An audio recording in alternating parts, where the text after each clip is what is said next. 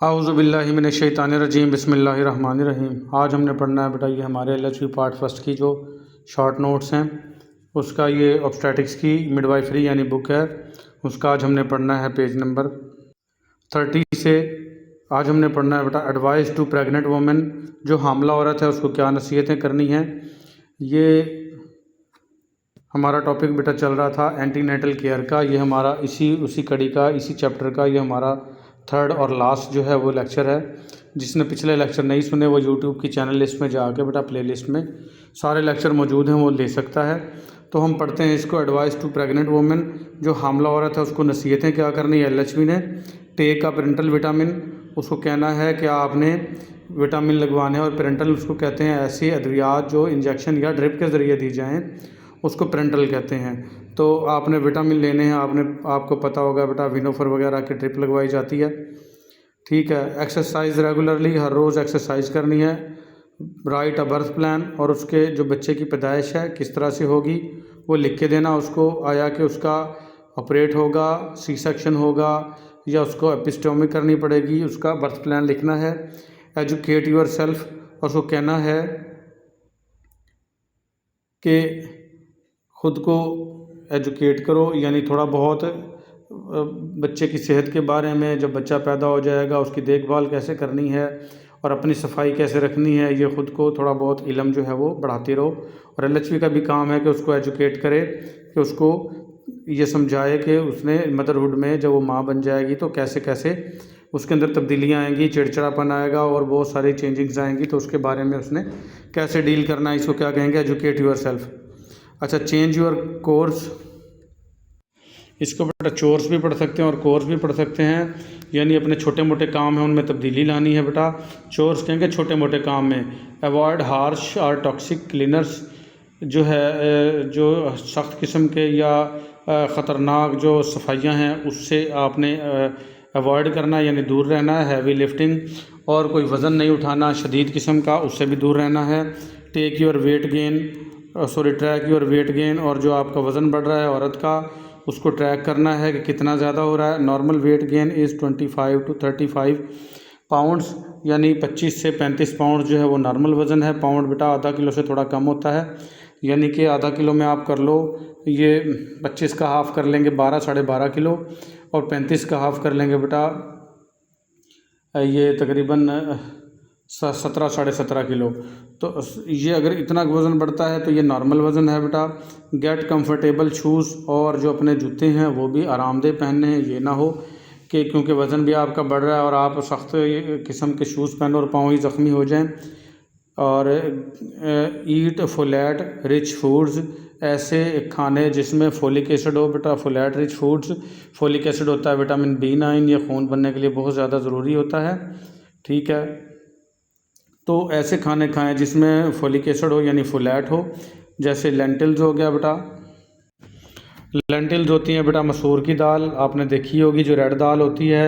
Asparagus जो है ये गंदम के जैसे सिट्टे होते हैं, इस टाइप की सब्ज़ी है। इसको भी जो है ना वो जैसे छल्ली को भूनते हैं इस तरीके से इसको थोड़ा सा भून के और खाया जाता है। लेंटिल्स के अंदर बहुत ज़्यादा जो है विटामिन होते हैं, मसूर की दाल में प्रोटीन्स बहुत ज़्यादा हैं। एस्परेगस के अंदर विटामिन्स हैं और आयरन है और फोलेट है, फोलिक एसिड, ये फोलेट रिच फूड्स हैं। ऑरेंजेस और संतरे, इसमें विटामिन C होता है। और फोर्टिफाइड सीरियल्स, ये अनाज है बेटा जिसको मसनूई तरीके से कुछ ना कुछ चीज़ें बनाई गई होती हैं, पास्ता वगैरह, जिसको दूध के साथ मिक्सअप वगैरह करके और खाया जाता है। ये सारे मैं दिखाता हूँ आपको। ये बेटा लेंटिल्स है, ये मसूर की दाल, ये देख लें प्रोटीन रिच है। ये आपकी एस्परेगस है, ये देखें इस तरह की होती है। ये देखें इसकी एक और पिक्चर है एस्परेगस, और ये उगाई जाती है इस तरीके से। इसके सिट्टे वगैरह जो है वो गर्म करके, ये देखें थोड़े थोड़े आपको लग रहे होंगे जैसे गर्म किया, भुने गए हैं, और ये खाए जाते हैं। ये फोलेट रिच होते हैं बहुत ज़्यादा। और ये बेटा आपके जो फोर्टिफाइड जो हैं वो सीरियल्स हैं, ये फोर्टिफाइड सीरियल्स हैं, ये मुख्तलिफ़ किस्म के, इनको दूध वगैरह में मिक्सअप करके और खाती हैं औरतें। और कोई भी खाए तो इनमें जो है वो नेचुरल विटामिन्स जो हैं वो नहीं होंगे। जब इसको फोर्टिफाइड करेंगे यानी मसनूई तरीके से इसको बनाएंगे तो इसमें कुछ विटामिन B वगैरह इसमें मिक्स कर दिए जाते हैं, ये फ़ायदेमंद होता है। तो ये थे बेटा फोलेट रिच फूड्स, ये खाने हैं। ड्रग्स अद्वियात कौन कौन सी देनी है बेटा? सबसे पहले आयरन आ गई, जो मेडिकल से रिलेटेड है उनको पता ही है। आयरन वैसे लोहे को कहते हैं, लेकिन आयरन जो है ये जो आपकी हीमोग्लोबिन है, रेड ब्लड सेल्स के अंदर हीमोग्लोबिन जिसका कलर लाल होता है, हमारे खून का कलर भी रेड हीमोग्लोबिन की वजह से ही होता है। ये चीज़ें थोड़ी सी वजाहत इसलिए करता हूँ बेटा कि अगर कोई पूछ ले कि ब्लड का कलर क्यों रेड है, तो आपने बताना हीमोग्लोबिन की वजह से। और हीमोग्लोबिन क्या है? ऑक्सीजन कैरियर है, ऑक्सीजन उठा के फेफड़ों से पूरे बॉडी के हर सेल और टिश्यूज़ तक लेके जाता है, और वापसी पे आते हुए हर सेल और टिश्यू से कार्बन डाइऑक्साइड फेफड़ों तक लाना इसका हीमोग्लोबिन का काम है। तो हीमोग्लोबिन जो है वो आयरन कंटेनिंग प्रोटीन है, वो आयरन से बनती है, यानी आपके रेड ब्लड सेल बनने के लिए आयरन बहुत ज़्यादा ज़रूरी है। अब इसका मतलब ये नहीं आप लोहा चबाना शुरू कर दें, आयरन लोहा होता है। ये बेटा कुछ फूड ऐसे हैं जिनमें आयरन होता है, और कुछ ऐसी अद्वियात टैबलेट्स वगैरह हैं जिनमें आयरन होता है, वो लेनी है लाजमी आपने। तो आयरन पे मैंने इतनी बहस कर दी, इसको अच्छे से जहन में रखना। आयरन जो है द मोस्ट इम्पोर्टेंट, बहुत ज़्यादा अहम है, नेसेसरी ड्रग, और बहुत ज़रूरी दवा है ड्यूरिंग प्रेगनेंसी, हमल के दौरान इज़ आयरन। तो वो कहता है द मोस्ट इम्पोर्टेंट और नेसेसरी जो ड्रग है प्रेगनेंसी के दौरान वो आयरन है। Anaemia is still on one of the most common disease in the mother. कहता एनीमिया कहते हैं खून की कमी। खून की कमी अभी तक जो है एक आम सी बीमारी है माँ के अंदर, इन आवर कंट्री, हमारे मुल्क में। चीप प्रिपरेशंस और कुछ सस्ती अद्वियात हैं, एग्जांपल के तौर पर फोलेट और फार्सामल टैबलेट्स, फोलेट टैबलेट्स या फार्सामल टैबलेट्स हैं, जैसे बिस्लैरी वगैरह कैप्सूल आते हैं बेटा, ये इनके अंदर आयरन होता है। The latter is slightly more expensive, बाद में ये थोड़ी सी महंगी भी हो गई थी। इज़ प्रेस्क्राइब्ड, ये प्रेस्क्राइब की जाती हैं। कौन सी? फोलेट या फार्सामल टैबलेट, इसमें आयरन होता है। The dose is 1 tablet 3 times a day. Dose जो है वो एक गोली 3 मरतबा लेनी दिन में, टेक आफ्टर फूड, और खाने के बाद लेनी है। But to begin with 1 tablet is given daily, लेकिन स्टार्ट एक गोली डेली से करना है। And the dose increase gradually, और दवा की मकदार आहिस्ता आहिस्ता बढ़ानी है, यानी उसको नसीहत करनी है कि आपने 1 टैबलेट डेली लेनी है। फिर कुछ अरसे के बाद 2 हफ्ते बाद आप उन्हें कहना है कि सुबह शाम इस टैबलेट को कर दो। फिर 2 हफ्ते बाद आप कह दो इसको, या महीने बाद ऐसे कह दो कि 3 मरतबा लो दिन में, सुबह दोपहर शाम लो, ठीक है।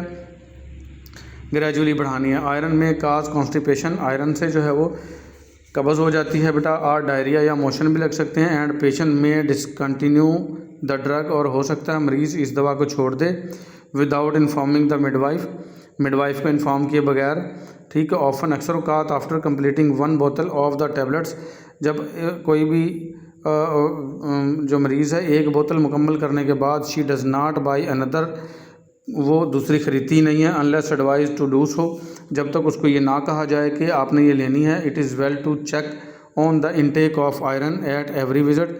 आप, ये बहुत बेहतर चीज़ होगी कि आप हर विज़िट पे, जैसे ही वो औरत आए आपके पास एंटीनेटल केयर के लिए, तो आप ये चेक करें कि आयरन खा रही है थ्रू आउट प्रेगनेंसी। बेटा आयरन और फोलिक एसिड आपने चलानी है, इससे फ़ायदा होगा, खून की कमी नहीं होगी इससे। अक्सर आयरन की टैबलेट्स खाने से पखाना जो है वो ब्लैक कलर का आता होता है, इसमें मैं ये इजाफ़ा कर दूं, तो आपने इससे भी परेशान नहीं होना। तो अगर पखाना ब्लैक कलर का आ रहा है आयरन की टैबलेट से, तो समझ जाएं कि बेस्ट वर्किंग हो रही है। फिर आ जाएगा विटामिन सी, हेल्प्स, ये मदद करता है the absorption of iron, iron के जज़ब होने में। 2 to 300 मिलीग्राम टैबलेट्स, 2 या 3 100 मिलीग्राम वाले टैबलेट्स डेली देनी है, और एडवाइस, नसीहत करनी है विद आयरन टैबलेट्स, आयरन की टैबलेट्स के साथ, ठीक है, ताकि जो है वो, अब देखें आयरन खाली लेने का फ़ायदा नहीं, जब तक विटामिन सी नहीं होगा तो आयरन जज़ब ही नहीं होगा बॉडी के अंदर। तो विटामिन सी भी साथ ही आपने एडवाइस करनी है कि लेना आपने। फिर आ जाएंगे बेटा आपकी फोलिक एसिड, ये 5 मिलीग्राम की टैबलेट होती है, एक छोटी सी डब्बी में आती है ये टैबलेट, डेली 1 टैबलेट डेली लेनी है बेटा। कोई पूछ ले फोलिक एसिड क्या होता है, तो आपने बताना विटामिन B9 को फोलिक एसिड भी कहते हैं। तो टैबलेट डेली लेनी है, इज़ रिकमेंड करनी है टू प्रिवेंट मेगैलोब्लास्टिक एनीमिया, एक खून की कमी है उसका नाम मेगैलोब्लास्टिक एनीमिया है, उससे बचने के लिए आपने 5 मिलीग्राम टैबलेट जो है फोलिक एसिड की भी डेली देनी है। तो पहले क्या देना? आयरन के जज़ब होने के लिए विटामिन सी ज़रूरी है, और फिर फोलिक एसिड भी देना है, ठीक है। फिर आ जाएंगे उसके साथ बेटा calcium tablets, calcium tablets for the skeletal structure, यानी कि जो ढांचा है, स्केलेटन कहते हैं ढांचे को बेटा, जो ढांचा बन रहा है बच्चे का, हड्डियां बन रही हैं, उसके लिए कैल्शियम बहुत ज़्यादा ज़रूरी है। ऑफ द फिटस, बच्चे की, फिटस कहते हैं माँ के पेट में जो बच्चा हो उसका जो स्केलेटल स्ट्रक्चर बन रहा है, तो उसके लिए calcium is given for the 28th week of the pregnancy.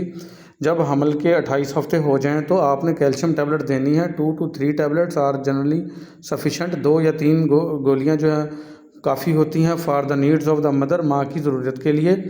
In practice it is often seen that, practice में ये देखा जाता है, patient are prescribed a great deal of vitamin B, बहुत ज़्यादा जो है वो पेशेंट को प्रेस्क्राइब कर दी जाती हैं विटामिन बी, ठीक है, multivitamin and vitamin B12 both orally, मुंह के ज़रिए, एंड पेरेंटली और इंजेक्शंस के ज़रिए। दीज आर एक्सपेंसिव, ये महंगी हैं, एंड जनरली अनएसेंशियल ड्रग्स, और ये ज़्यादा इतनी एसेंशियल भी नहीं है बी कम्प्लेक्स वाली। तो वैसे तो बेटा विटामिन B12 भी खून बढ़ाता है, B7 भी खून बढ़ाता है, ये बी कम्प्लेक्स जो है ना B1 B2 B3 B7 B9 B12 ये विटामिन बी कम्प्लेक्स होता है। लेकिन ये ना फ़ायदेमंद तो होते हैं, लेकिन ये थोड़े महंगे भी हैं और इतने ज़्यादा ज़रूरी नहीं है जितना ज़्यादा फोलिक एसिड यानी विटामिन B9 और आयरन ज़रूरी है, कैल्शियम ज़रूरी है, ठीक है। एग्जांपल के तौर पर द नेसेसरी ड्रग्स, जो ज़रूरी अद्वियात हैं, एग्जांपल के तौर पर वो आयरन है, फोलिक एसिड है एंड कैल्शियम है, ये ज़्यादा ज़रूरी हैं। शुड बी प्रेफर्ड, ये प्रेफर करनी चाहिए विटामिन बी कम्प्लेक्स की निस्बत। If a patient can afford more drugs, अगर मरीज़ ज़्यादा अद्वियात जो है वो अफोर्ड कर सकता है, अमीर बंदा है, ठीक है। Multivitamin tablets can be added to the list, तो मल्टीविटामिन टैबलेट भी ऐड की जा सकती हैं लिस्ट में, ठीक है, लेकिन वो इतनी ज़्यादा ज़रूरी नहीं है जितनी ज़्यादा आयरन, फोलिक एसिड और कैल्शियम ज़रूरी है, तो बताया ये जा रहा है उनको, ठीक है। The cost of the drug is an important condition, अद्वियात का जो खर्चा है वो बहुत ज़्यादा अहम सूरत हाल है फॉर द पेशेंट, उन मरीज़ों के लिए इन आवर कंट्री जो हमारे मुल्क के हैं, क्योंकि बेटा गरीब होते हैं। तो ये चीज़ें हो गई। फिर आ गया फ्लूइड, फ्लूइड कहते हैं बेटा मायात, जैसे जूसेस वगैरह हो गए। Pregnant women should be encourage to take plenty of fluids, हामला औरत को आपने ये हौसला अफजाई करनी है कि वो ज़्यादा मकदार में मायात ले, फ्लूइड ले। This is one of the first remedies, ये पहली रेमेडी है दैट शुड बी अडॉप्टेड, जो अख्तियार करनी है फॉर कॉन्स्टिपेशन, कब्ज़ से बचने के लिए या कब्ज़ के लिए। तो कब्ज़ हो तो ज़्यादा से ज़्यादा पानी पिएँ। It is also helps to flush the kidneys, और ये ज़्यादा पानी पीना, ज़्यादा मायात लेना, ये मदद करते हैं आपके किडनीज़ को धोने में, साफ़ करने में, and keep them free in of infection, और इनको इन्फेक्शन से बचाने के लिए। फिर आ जाएगा बेटा सब्सिक्वेंट विजिट, सब लगातार आते रहना बेटा। The important of regular visit to the antenatal clinic must be emphasise,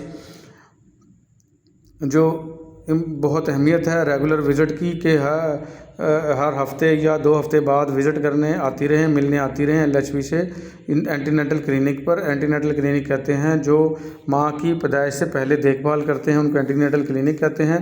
must be एम्फेसाइड, इसको ज़ोर देना है, इस पर एम्फेसाइज का मतलब होता है ज़ोर देना। And the patient should receive a specific date for the next visit, और मरीज़ जो है वो लाजमी डेट लेके जाए कि नेक्स्ट मैंने कब आना है। व्हेन दिस इज़ डन, जब ये करेंगे, defaulters from the clinic decreases, जो गलतियां हैं जो क्लिनिक से होती हैं उनमें कमी आ जाएगी, क्योंकि उन क्लिनिक के डॉक्टर्स को या नर्सेस को उस पेशेंट की मुकम्मल हिस्ट्री पहले से पता होगी। फिर आ जाएगा बेटा प्रोग्नोसिस, पेशेंट गोई क्या होती है। Women who have not had antenatal care, वो औरत जिसने पैदाइश से पहले देखभाल नहीं कराई, run a much greater risk, वो बहुत ज़्यादा ख़तरे में है ऑफ डेथ, मौत के, देन अ वोमेन, उस औरत की निस्बत, टू होम, जिसको antenatal care has been given, पैदाइश से पहले की देखभाल मिली है।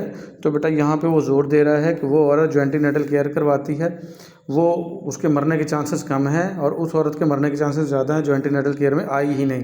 If antenatal care is irregular, अगर एंटीनेटल केयर बेहंगम है यानी आपने लगातार नहीं करवाई, एंड इनएडिकेट, और नाकाफ़ी थी, the chances of obstetrical complications, जो पैदाइश के दौरान होने वाली पेचीदगियां हैं उनके चांसेस हैं, मेडिकल डिजीज़, कुछ मेडिकल की बीमारियां हैं उनके चांसेस हैं, एंड डेथ इंक्रीजेज, और मौत के चांसेस बढ़ जाएंगे।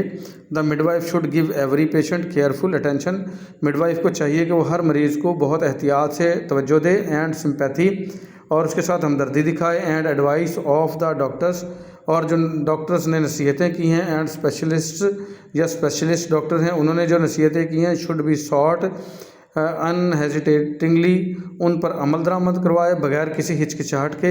एट नो टाइम, फ़ौरन ही, ड्यूरिंग हर लाइफ, जब उसकी ज़िंदगी के दौरान, does a women need as much attention as during pregnancy, कहता है कोई शक नहीं है इसमें। एंड एट नो टाइम, जब उसकी ज़िंदगी में, औरत की ज़िंदगी में, ड्यूरिंग हर लाइफ, उसको जितनी केयर जो है, अटेंशन जो है वो प्रेगनेंसी के दौरान ज़रूरी होती है, वो कभी भी ज़रूरी नहीं होती। And this care brings ample reward, और ये जो केयर है वो बहुत